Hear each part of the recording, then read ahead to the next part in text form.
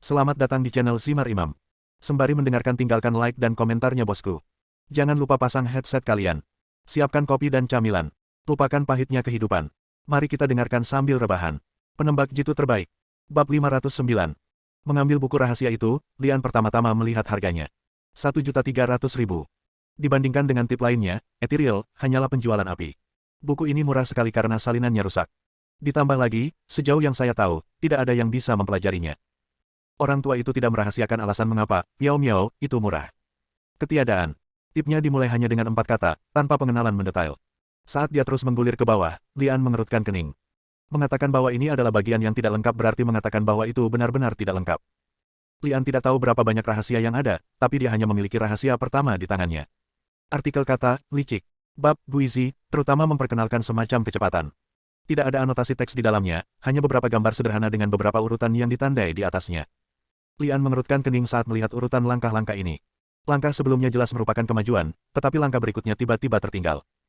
Langkah sebelumnya jelas ke kiri, tapi langkah selanjutnya tiba-tiba ke kanan. Langkahnya kacau, pada dasarnya dapat dikatakan terjadi konflik antar langkah. Bagaimana ini mungkin? Lian berpikir. Ketika seseorang bergerak maju dengan kecepatan penuh, ia tidak bisa tiba-tiba bergerak ke belakang. Demikian pula ketika seseorang berlari ke kiri dengan kecepatan penuh, tidak mungkin dia tiba-tiba ke kanan. Harus selalu ada waktu buffering. Namun, jika itu benar-benar dapat dilakukan seperti yang diilustrasikan, itu akan menjadi sangat aneh, dan dapat menghasilkan efek yang sangat sulit dalam pertempuran. Pikirkan tentang hal ini. Bagaimana rasanya ketika lawan mengira Anda akan menyerang ke kiri, namun tiba-tiba Anda berada di kanannya. Menghadapi musuh yang memiliki kekuatan setara, menggunakan Misty Step akan dengan mudah membunuh lawan. Apakah tidak ada yang pernah menguasainya? Lian bertanya. Orang tua itu berpikir sejenak dengan ekspresi serius dan berkata, ketika sebuah seni bela diri muncul, pasti ada yang menciptakan dan menguasainya, tetapi akan sulit bagi orang untuk mempelajarinya nanti. Sejauh yang saya tahu, tidak ada yang bisa mempelajari Ethereal, setidaknya saya sendiri. Lian sudah lama melihat bahwa kekuatan lelaki tua itu tak terduga. Sejak dia berkata demikian, terlihat betapa sulitnya mempelajari Piao Miao. Setelah berpikir sejenak, Lian menyerahkan kartu bank yang digunakan untuk diedarkan di pasar gelap kepada lelaki tua itu. Saya ingin buku rahasia ini. Zuo Fei berdiri di samping dan membuka mulutnya, tapi pada akhirnya tidak ada kata-kata yang keluar. Uang itu milik Ang Li, dan dia tidak punya kendali atas bagaimana Ang Li ingin membelanjakannya. Orang tua itu tersenyum dan berkata setelah menggesekkan kartunya, adik, karena kamu memilih Piao Miao, aku tidak bisa membiarkanmu menderita. Ayo, aku akan memberikan ini padamu. Sebuah kotak kayu seukuran telapak tangan dikeluarkan dari balik rak buku. Lian mengambil kotak kayu itu tanpa membukanya. Pertama, itu tidak sopan, dan kedua, membeli dan memberikan sesuatu seperti ini biasanya bukanlah hal yang baik. Lebih dari 1,3 juta, semua dibelanjakan begitu saja. Lian tidak lagi ingin berkeliaran di pasar gelap dan pergi bersama Zuo Fei. Hari sudah sangat larut setelah naik kereta bawah tanah kembali ke kota Huaguo, dan Lian menolak undangan Zuo Fei untuk minum untuk merayakannya. Alasan utamanya adalah saya masih memikirkan rahasia Piao Miao dan saya ingin kembali dan mempelajarinya. Kembali ke sekolah seni bela diri Jenggot, Lian masuk ke dalam ruangan dan mempelajarinya dengan cermat. Saya membacanya dari awal sampai akhir lebih dari 20 kali, mengingat langkah pertama dan langkah pertama dalam bab kata-kata Cina, dalam pikiran saya, kemudian saya menutup mata dan mulai menyimpulkannya. Seiring berjalannya waktu, alis Lian berkerut semakin erat. Tidak peduli bagaimana Anda memainkannya, Anda tidak dapat menyelesaikan gerakan dalam resepnya. Pada akhirnya, kepala Ang Li hampir meledak dan dia harus berhenti dan beristirahat. Setelah mengatur nafasnya sejenak, Lian mengambil buku rahasia itu lagi dan membacanya dari awal sampai akhir. Hah! Lian melihat beberapa noda hitam di sudut atas buku rahasia itu. Dia mengira itu adalah noda pada awalnya dan mengabaikannya. Saya mengulurkan tangan dan menyekannya beberapa kali tetapi tidak kunjung hilang. Setelah melihat dengan cermat, saya menyadari bahwa itu bukanlah noda, melainkan sebaris tulisan kecil. Karena karakternya sangat kecil dan berdesakan, sulit bagi orang untuk menyadarinya. Lian meletakkan buku rahasia itu di bawah lampu, melihatnya dengan kaca pembesar, dan kemudian melihat kata-kata yang tertulis di atasnya dengan jelas. Jika Anda ingin mencapai kesuksesan, Anda harus mempelajari metode batin. Apa ini maksudnya jika ingin mempelajari langkah Piao Miao harus mempelajari teknik pikiran Piao Miao? Lian tahu bahwa banyak keterampilan seni bela diri harus digunakan bersama dengan mentalitas seni bela diri yang sesuai, jika tidak, keterampilan tersebut akan tidak konsisten dan berbahaya bagi tubuh.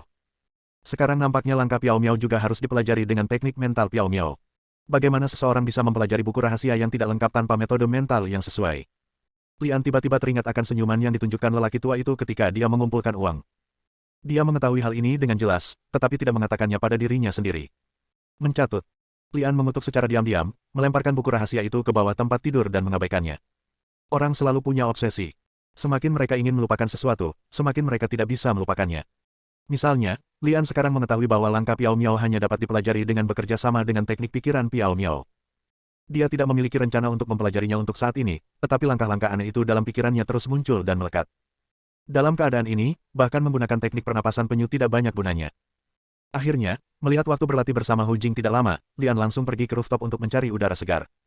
Setelah meregangkan dan menggerakkan tangan dan kakinya, Lian maju selangkah, lalu terjatuh ke belakang. Berdebar.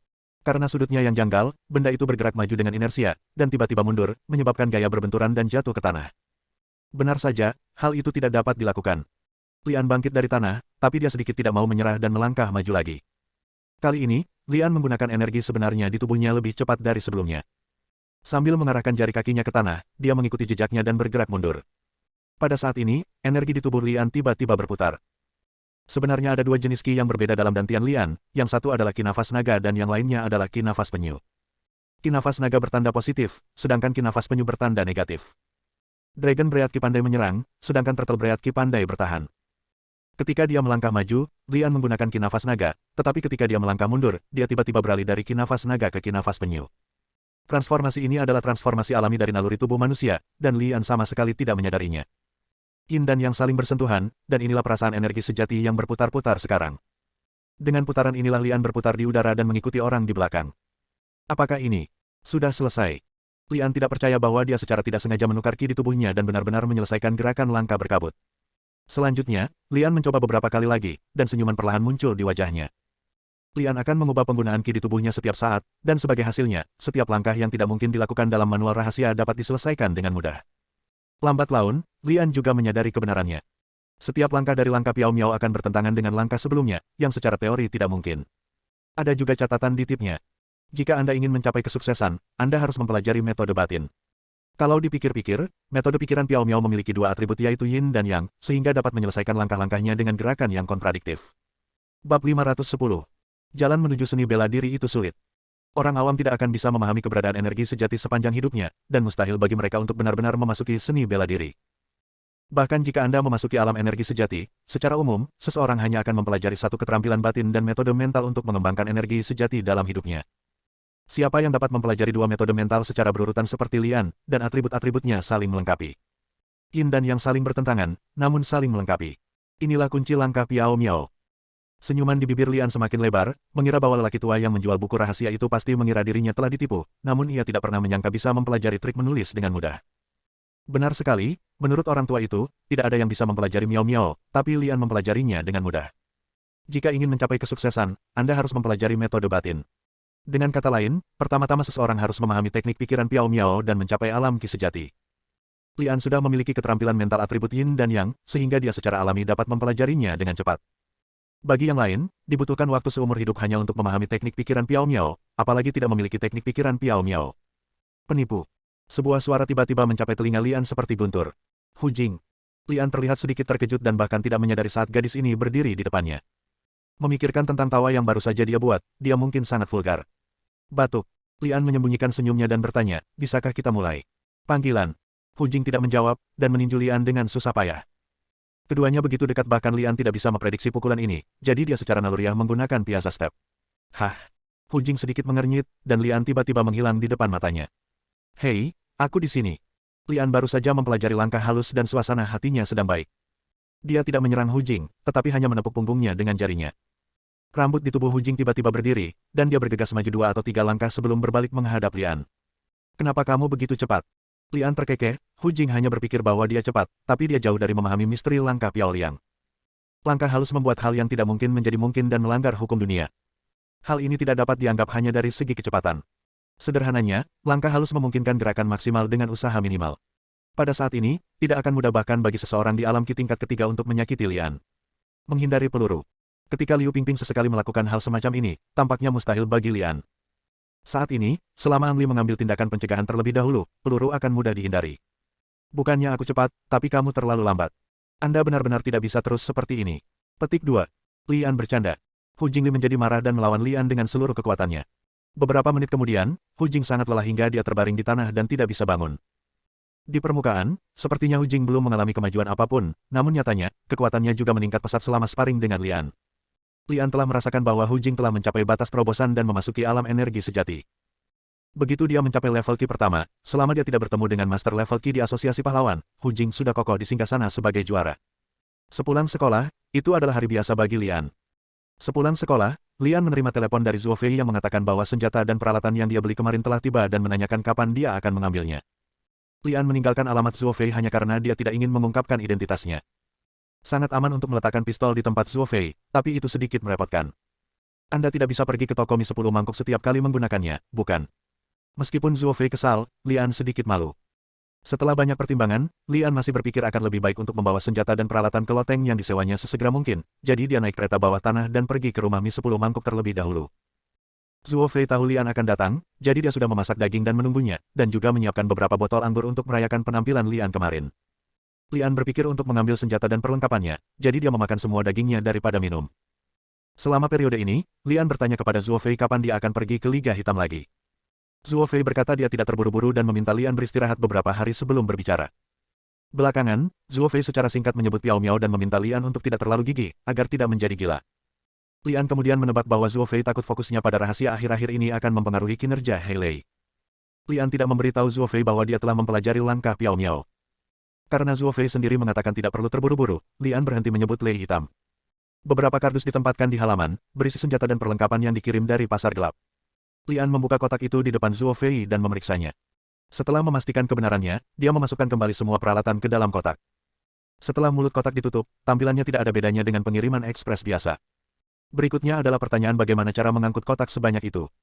Kotak-kotaknya tidak berat, dan Lian bisa memindahkan semuanya sendiri, tapi memindahkan begitu banyak kotak sekaligus pasti akan menarik perhatian orang. Saya punya fan, Anda bisa menggunakannya. Zhuo Fei menyarankan. Lian tidak centil, memindahkan kotak itu ke mobil, dan pergi. Dalam hal keterampilan mengemudi, Ang Li jelas merupakan yang terbaik, tetapi dia sudah lama tidak mengikuti tes SIM sejak dia datang ke Los Angeles. Oleh karena itu, Lian berhati-hati di jalan. Akan merepotkan jika ada pemeriksaan polisi. Untungnya, ada sedikit kemacetan di sepanjang jalan, tetapi tidak ada apa-apa, dan kami sampai di apartemen Grace di lantai bawah dengan lancar. Usai memarkir mobilnya, Lian memperhatikan bahwa sepeda motor yang dikendarainya kemarin masih pada posisi semula dan belum bergerak. Melihat lagi, Wu Nan masih bersembunyi di pojok dan mengawasi sepeda motor. Dia tidak bisa menahan diri untuk tidak menggelengkan kepalanya secara diam-diam dan menghela nafas, gadis ini benar-benar gigih. Tanpa mengganggu Wu Nan, Lian melakukan 2 perjalanan untuk memindahkan semua senjata dan perlengkapan ke lotengnya. Lian baru saja menyembunyikan senjata dan perlengkapannya di sini ketika suara Wu Nan datang dari bawah. Xiao Anzi, kamu di sana? Ada. Lian bergegas turun sebelum Wu Nan muncul, dan melihat Wu Nan dengan mata panda dan ekspresi kuyu di wajahnya. Setelah menonton sepanjang hari dan malam, tidak ada yang punya energi. Ada apa? Tanya Lian. Pergilah ke suatu tempat bersamaku nanti. Wu Nan mengulurkan tangan dan mengusap mata panda itu. Apa, kamu tidak akan menangkap pencuri yang mencuri sepeda motormu? Tanya Lian. Wu Nan mengertakkan gigi dan berteriak, pencuri kecil yang jahat itu, sebaiknya jangan jatuh ke tanganku, kalau tidak aku akan membuat hidupnya lebih buruk daripada kematian. Lian gemetar, kebencian gadis itu masih begitu dalam. Mari kita bicarakan di mana kamu ingin aku menemanimu. Lian buru-buru mengganti topik pembicaraan. Bar, aku baru saja mendapat tip. Orang yang aku ikuti beberapa hari yang lalu akan muncul. Kalau begitu, kamu bisa bekerja sama denganku. Oke, kemarilah saat aku mendapatkan mobilnya kembali. Wu Nan melambaikan tangannya dan menyeret tubuhnya yang lelah kembali ke kamarnya. Dia ingin tidur siang sebelum Lian kembali. Bab 511. Zutu, dan anak laki-laki lainnya melihat Lian berani menyerang pria berotot itu secara diam-diam, dan mereka semua mencoba merekamnya. Lihatlah pria berotot itu tiba-tiba terjatuh, dan mereka semua membeku di sana. Lian melirik dengan dingin, dan adik-adik pria berotot itu mundur ketakutan, dan kepala babi, bahkan lebih ketakutan dan berlutut di tanah. Sepertinya apa yang kita bicarakan sebelumnya tidak begitu jelas. Apakah kamu ingin pergi ke kamar mandi? Lian bertanya. Kepala babi, sangat ketakutan hingga dia menggelengkan kepalanya dan berteriak dengan gemetar, saudaraku, aku salah. Salah, di mana kesalahanmu? Saya salah di mana-mana. Benar. Saudaraku, aku punya uang. Berikan padamu, berikan semuanya padamu. Kepala babi, akhirnya memikirkan kuncinya, dan buru-buru mengeluarkan dompet dari sakunya dan menyerahkannya. Lian membuka dompetnya dan melihatnya, dan hampir tercengang. Telur kuda. Dompetnya kelihatannya tebal dan tebal, tapi isinya hanya uang receh, bahkan tidak sampai 100. Apakah kamu bercanda? Ang Li melemparkan dompetnya langsung ke wajah Big Head. Bukan apa-apa. Zutu buru-buru mengambil uang yang berserakan di tanah satu persatu, memegangnya dengan kedua tangan dan berkata dengan menyedihkan. Saudaraku, aku benar-benar hanya punya begitu banyak, ini semua milikku. Apakah benar-benar tidak ada lagi? Lian bertanya. Tidak ada yang tersisa. Retakan. Lian menamparkan wajahnya, menyebabkan beberapa giginya tanggal. Benarkah tidak ada lagi? Tanpa. Retakan. Benarkah tidak ada lagi? Memiliki. Retakan. Zutu memandang Lian dengan tatapan sedih. Kenapa aku memukulku jika aku bilang kamu tidak ada, tapi aku tetap memukulku jika aku bilang kamu ada? Maaf, pertarungannya berjalan lancar, kata Lian sambil tersenyum. Mudah saja. Apakah ini alasan yang bagus? Kepala babi, sudah hampir menangis. Itu salahmu juga. Kalau iya, kenapa kamu berbohong? Lian berkata dengan sopan, jika kamu memberitahuku lebih awal, bukankah kamu akan dipukuli? Salahku, ini salahku, aku seharusnya tidak berbohong. Kata Pighead, sambil merogoh saku celananya lagi. Kali ini dia mengeluarkan uang $200, tapi dibenci oleh Lian. Sebelum Lian dapat berbicara, kepala babi mengerti dan berteriak pada anak laki-laki lainnya. Apa yang kalian lakukan dengan bodohnya? Cepat keluarkan semua uang yang kalian punya. Anda punya 5 yuan, saya punya 10 yuan, dan dia punya 20. Ketika beberapa adik laki-laki mengumpulkan uang mereka, mereka bahkan tidak punya 100 yuan. Lian sangat marah hingga dia hampir muntah darah. Saudaraku, ini bar, dan kamu juga gangster di daerah ini. Apakah kamu malu membawa uang sebanyak itu saat keluar? Kepala babi sendiri merasa malu, dan menggeledah pria berotot itu bersama saudara-saudaranya. Kakak tetaplah kakak, dan pria berotot itu sebenarnya punya $1.000 di sakunya. Tidak mau menyerah, Lian meminta beberapa orang untuk mentransfer uang melalui ponsel dan memeras lebih dari 3.000 yuan. Ketika dia melihat bahwa uangnya benar-benar tidak tersisa, dia membiarkan mereka pergi. Sangat disayangkan bahwa sekelompok orang miskin masih mendominasi. Lian mengutuk secara diam-diam. Berpikir bahwa Wunan telah meninggalkannya di sini sendirian dan melarikan diri, Lian mengabaikannya dan pulang. Bagaimanapun, Wunan hanya mengikuti, jadi seharusnya tidak ada banyak risiko. Lagi pula, aku bukan pengasuh anak, jadi aku tidak bisa selalu mengikuti Wunan dan menutupinya. Kalau tidak, apa gunanya menjadi polisi? Barnya masih agak jauh dari pintu keluar stasiun kereta bawah tanah. Begitu Liang memeras sejumlah uang, dia berpikir untuk naik taksi kembali. Mencicit. Sebuah mobil polisi tiba-tiba berhenti di depan Lian. Xiao An, kenapa kamu ada di sini? Wu Zun menjulurkan kepalanya dan bertanya. Tanpa menunggu Lian menjawab, dia melihat sekeliling dan bertanya. Di mana Nan, kenapa kamu tidak bersamaku? Lian berpikir bahwa dia disalahpahami oleh Wu Zun, dan ingin mengambil kesempatan ini untuk melepaskan ikatannya. Paman, menurutku sebaiknya aku mengatakan yang sebenarnya padamu. Saya baru saja bertengkar dengan Nanan, dan dia sudah putus dengan saya. Memisahkan. Wu Zun sedikit terkejut, tapi tidak terlalu terkejut. Lagi pula, tidak semua orang bisa mengontrol karakter Wunan. Selain itu, Lian masih berstatus pelajar dan harus fokus pada studinya. Aku akan berbicara dengannya saat aku kembali. Jika kamu masih memiliki kesempatan untuk kembali bersama, maka kembalilah bersama. Anda seorang pria, biarkan saja dia. Benar. Anda tinggal di Huaguosheng, kan? Tepat pada waktunya, aku ingin makan di sana, jadi aku akan mengantarmu ke sana. Oh, baiklah. Lian mengira dia bisa menghemat ongkos, jadi dia dengan senang hati membiarkan Wu Zun membawanya kembali. Dalam perjalanan, Wu Zun mengkritik Wunan beberapa kali lagi. Ketika mereka tiba di kota Huaguo, mereka bahkan mengatakan ingin mentraktir Lian makan malam, yang dianggap sebagai permintaan maaf untuk Wunan. Ang Li bahkan tidak makan siang, jadi dia pergi ke rumah mie 10 mangkuk bersama Wu Chun. Untuk meninggalkan kesan buruk pada Wu Zun, kali ini Lian tidak menyembunyikannya dan memakan lebih dari 20 mangkuk mie sekaligus. Wu Zun, yang duduk di seberangnya, benar-benar tercengang. Ini adalah pertama kalinya dia melihat orang yang makan enak. Paman, kenapa kamu tidak makan? Bukankah itu sesuai dengan keinginanmu? Lian tidak bergerak bahkan beberapa kali ketika dia melihat wajah Wu Zun. Oh, tidak, aku tidak bisa memakannya. Wu Zun menghela nafas, hanya menyingkirkan wajahnya, mengeluarkan sebatang rokok dan mulai merokok. Apakah ada yang mengganggumu? Lian bertanya. Wu Zun menghisap rokoknya lama-lama dan berkata, baru-baru ini, seorang pembunuh muncul entah dari mana dan membunuh lusinan orang secara berturut-turut, termasuk Galen. Oh, itu yang terakhir kali kamu lihat di kantor polisi. Beberapa orang di atas Galen sangat marah setelah kematiannya dan memberi kami perintah kematian, memberi kami waktu 3 hari untuk menyelesaikan kasus ini. Yang atas menggerakkan mulutnya, yang bawah berlari dan mematahkan kakinya. Ini sudah hari kedua, aku bahkan belum memejamkan mataku, tapi tidak ada petunjuk sama sekali. Jika pembunuhnya tidak dapat ditangkap besok, saya mungkin akan tamat. Wu Zun datang ke Amerika Serikat sendirian ketika ia masih muda untuk bekerja keras. Tidak mudah untuk mencapai status yang dimilikinya saat ini. Saya ingin pensiun dalam beberapa hari, tetapi tiba-tiba menghadapi nasib dipecat. Tidak heran saya merasa sangat sedih. Lian ingin mengucapkan beberapa patah kata untuk meyakinkannya, tetapi ketika dia mendengar bahwa masalah itu ada hubungannya dengan dia dan bahwa Galen semuanya telah dibunuh sendiri, dia menyerah. Kalau tidak, apa lagi yang bisa kita lakukan untuk mempertahankan diri dari Wu Zun? Jangan bodoh. Jika Wu Zun gagal menangkap si pembunuh, kerugian terbesarnya adalah pekerjaannya. Bahkan tinggal di penjara selama beberapa dekade pun tidaklah efektif dari segi biaya. Setelah memikirkannya, Lian tidak berbicara, dan minta diri dengan mengatakan bahwa dia harus pergi ke sekolah besok. Setelah malam yang lancar, saya bertemu Grace di sekolah keesokan paginya dan mengetahui bahwa Wu Nan telah kembali saat fajar dan sedang tidur sekarang. Sepulang sekolah, Lian pergi ke klub seni bela diri Huaguo dan melihat seorang kenalan ketika dia keluar. Antonius. Kak, ada sesuatu yang ingin aku minta bantuanmu. Setelah mengucapkan beberapa kata sopan, Anthony langsung ke pokok permasalahan dan mengambil foto dan menyerahkannya kepada Ang Li. Apakah kamu kenal wanita ini? Wunan. Lian terkejut sesaat, karena selain Wunan, ada dirinya di foto itu. Seharusnya foto itu diambil di bar tadi malam, jadi dia tidak punya kesempatan untuk menyangkalnya. Bab 512. Lian melihat bahwa Anthony tidak memiliki niat buruk, jika tidak, dia tidak akan datang ke sini untuk menemukannya, jadi dia langsung pergi mencari Wunan. Saya yakin Anda sudah menebak bahwa saya dari militer. Kasus yang sedang diselidiki teman Anda bertentangan dengan kasus saya. Jika dia melanjutkan penyelidikan, dia akan memperingatkan ular itu, dan dia bahkan mungkin kehilangan nyawanya. Jawab Anthony. Kamu ingin dia berhenti menyelidiki. Lian mengetahui bahwa kasus yang diselidiki Wunan terkait dengan kasus perdagangan perempuan dan anak yang terungkap di dermaga terakhir kali, namun dia tidak menyangka bahwa militer akan terlibat. Jika dia hanya penjahat biasa, Wunan mungkin bisa menyelesaikannya jika dia mengambil risiko. Namun jika militer terlibat, Wunan mungkin tidak akan bisa menyelesaikan kasus ini meskipun dia mempertaruhkan nyawanya. Ketika Anthony menemukannya, dia ingin menyelamatkan nyawa Wunan. Saat ini, Anthony menggelengkan kepalanya dan berkata, "Tidak, sebenarnya saya ingin mengundang temanmu untuk bergabung dengan kami." Bergabung? Lian tidak mengerti. Anthony menjelaskan, Anda dapat memahaminya dengan cara ini. Orang di balik kasus yang diselidiki oleh teman Anda adalah harimau besar di militer, dan tugas saya adalah menyelidiki harimau besar ini. Terkadang saya merasa tidak nyaman untuk maju ke depan, dan kekuatan teman Anda terlalu lemah, jadi saya ingin mengundangnya untuk bergabung.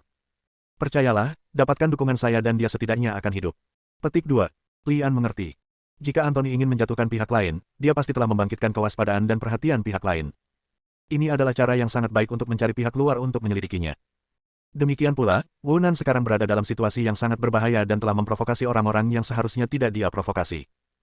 Jika kami bisa mendapatkan bantuan Anthony, kami akan mendapat jaminan keamanan yang besar. Oke, aku akan mengantarmu menemuinya sekarang. Lian menjawab. Sebelum berangkat, Lian menelepon Wunan secara khusus untuk memastikan gadis itu ada di rumah sebelum pergi bersama Anthony. Panggilan. Begitu Lian membuka pintu, sebuah sandal terbang dari sisi berlawanan. Untungnya, dia bereaksi dengan cepat dan menghindarinya. Anthony yang berdiri di belakang kurang beruntung dan terkena sandal tersebut. Panggilan. Suara lain terdengar di udara, dan sapu jatuh seperti kilat. Kamu bocah, kamu memanfaatkanku kemarin, kan? Wunan bergegas mendekat seperti singa yang marah. Biarkan aku pergi, kamu tidak terlalu proaktif kemarin, dan kamu menyalahkanku hari ini. Lian mengelak untuk menghindarinya, dan Anthony yang berdiri di belakang akhirnya bereaksi dan meraih sapu yang terlempar dari udara. Anda. Wunan memperhatikan sapunya tertangkap, dan kemudian Wunan memperhatikan Anthony. Siapa kamu? Seorang teman, ada yang ingin kutanyakan padamu. Lian sedang berkhotbah dari samping. Mencariku. Wunan mengerutkan kening dan menatap Anthony dengan rasa ingin tahu. Baiklah, beri aku waktu, aku akan memperkenalkan situasinya padanya terlebih dahulu, kata Lian. Oke. Anthony melangkah kembali keluar rumah. Lian memperkenalkan identitas Anthony dan seluk-beluk seluruh kejadian kepada Wunan secara detail. Memang begitulah adanya. Saya telah membawanya ke sini. Adapun apakah Anda ingin bekerja sama dengannya, itu urusan Anda sendiri. Namun, dari sudut pandang pengamat, saya ingin memberi saran kepada Anda. Situasi Anda saat ini sungguh berbahaya. Bagaimana mungkin Wunan tidak jernih dalam hatinya? Dia hampir dibunuh oleh pria bersenjata saat melacak targetnya sebelumnya, dan ada begitu banyak bahaya tadi malam sehingga dia hampir tidak melihat matahari hari ini. Biarkan temanmu masuk. Wunan berpikir dengan hati-hati dan berkata. Anthony masuk dan mereka bertiga duduk di sofa ruang tamu. Di depan Lian, Anthony menceritakan identitasnya. Ternyata jabatan Anthony di militer setara dengan Departemen Investigasi Internal, dan tanggung jawab utamanya adalah pengumpulan intelijen, yang bisa dikatakan merupakan jabatan tinggi. Memikirkan terakhir kali Anthony berkata dia bisa membantunya menangani Galen. Lian mempercayainya sekarang. Galen hanyalah seorang pedagang senjata yang bekerja sama dengan militer. Saya yakin tidak ada orang yang bekerja sama dengannya akan bersih. Selama Anthony mengungkapkannya, orang-orang itu tentu saja ingin memberi wajah Anthony. Mes. Wunan, saya harap Anda serius mempertimbangkan lamaran saya. Jika kasus ini sudah selesai dan Anda ingin mengembangkannya di militer, saya dapat membantu Anda memperkenalkannya. Jika Anda ingin terus menjadi polisi, saya yakin masa depan Anda akan sangat menjanjikan. Wunan merasa seperti cermin di hatinya. Dia hanya bisa memastikan keselamatannya sendiri dengan bekerja sama dengan Anthony. Di saat yang sama, dia juga tahu bahwa ini adalah kesempatan baginya. Selama cukup bukti dikumpulkan, kasusnya terselesaikan, dan harimau besar di balik layar ditangkap, dia akan sangat diperlukan. Saya bisa bergabung, tapi saya punya syarat, kata Wunan setelah mempertimbangkannya dengan cermat. Kondisi apa? Tanya Anthony. Wunan menarik napas dalam-dalam dan berkata, saya ingin mengundang seseorang untuk bergabung dengan saya. Saya akan bekerja sama dengan Anda hanya jika dia bergabung. Jika tidak, siapa itu? Anthony menyela Wunan dan bertanya. Karena Anda terlibat dalam intelijen, Anda harus tahu bahwa saya memiliki seorang paman yang telah mengabdi di kepolisian selama beberapa dekade. Dia jelas merupakan polisi yang baik dan satu-satunya orang yang saya percayai. Orang yang ingin saya undang adalah paman saya, Wu Chun. Wunan berkhotbah. Lian duduk di samping dan segera mengerti mengapa Wu Nan mengundang Wu Zun untuk bergabung. Terlepas dari kenyataan bahwa paman dan keponakan selalu berperang satu sama lain, Wu Zun akan menghentikan Wu Nan dari pekerjaannya sesekali. Namun nyatanya, hubungan keduanya sangat baik. Hubungan keduanya lebih seperti ayah dan anak dibandingkan paman dan keponakan. Wu Nan mengetahui tentang masa 3 hari Wu Zun, namun hingga saat ini ia belum mengetahui apa-apa, apalagi penangkapan. Setelah hari ini, masa depan Wu Chun diragukan. Sekarang, Wu Nan mengambil kesempatan untuk mengundang Wu Zun bergabung, yang merupakan solusi yang baik. Resikonya pasti ada, tapi kalau berhasil keduanya akan dipromosikan. Lian tahu bahwa Wu Zun terlibat olehnya, jadi dia mengucapkan beberapa kata baik di sampingnya. Mendengar hal tersebut, Anthony mengangguk dan berkata, tidak masalah, tapi masalah ini tidak bisa diketahui lebih banyak orang. Harus dirahasiakan. Wu Nan berkata tidak ada masalah. Anthony adalah orang yang tidak sabaran, atau dengan kata lain melakukan pekerjaan situasional membuatnya memiliki kebiasaan untuk tidak membuang waktu. Sekarang saya telah memutuskan untuk mengizinkan Wu Zun bergabung, saya meminta Wu Nan untuk menelepon Wu Zun dan merundingkan masalah tersebut pada saat itu. Ang Li menyelinap pergi sebelum Wu Chun tiba. Anthony mengizinkannya mengetahui hal-hal tersebut sebagai tanda kepercayaannya, namun ia tidak berniat mengetahui rencana lebih detailnya nanti, apalagi terlibat di dalamnya.